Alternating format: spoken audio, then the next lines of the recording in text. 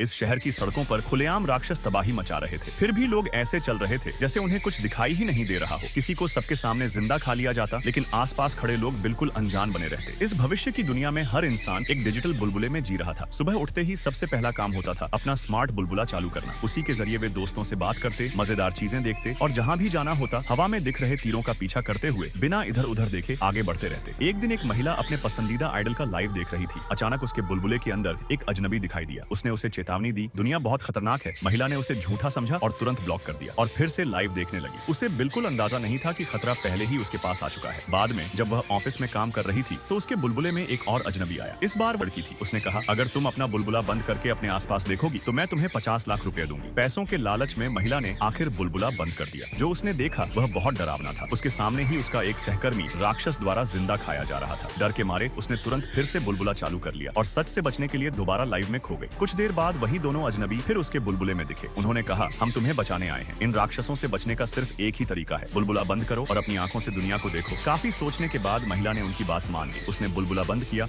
और धीरे धीरे अपनी मेज से दूर जाने लगी। लेकिन कुछ कदम चलने के बाद उसका पैर फिसल गया और वह मेज के कोने से टकरा गई। घबराकर उसने फिर से बुलबुला चालू कर लिया और तीरों का पीछा करते हुए बाहर की तरफ चल पड़ी। इस बार वह जल्दी ही ऑफिस से बाहर निकल गई। लेकिन जैसे ही वह लिफ्ट में जाने वाली थी उसने देखा कि अंदर एक राक्षस खड़ा है। फिर भी तीर उसे आगे बढ़ने के लिए कह रहे थे। बुलबुले के अंदर मौजूद अजनबी चिल्लाए, पीछे हटो, मुड़ जाओ। अब वह समझ चुकी थी, अगर उसने बुलबुले की बात मानी तो उसकी मौत तय थी। उसने पीछे हटकर राक्षस को जाने दिया। अब वह उन दोनों अजनबियों की हर बात ध्यान से सुनने लगी, क्योंकि उसे समझ आ गया था कि वे उसकी जान बचा रहे हैं। उसने बुलबुला बंद कर दिया, लेकिन अब उसे चलने में दिक्कत होने लगी, क्योंकि बिना बुलबुले के उसने कभी अपने दम पर चलना सीखा ही नहीं था।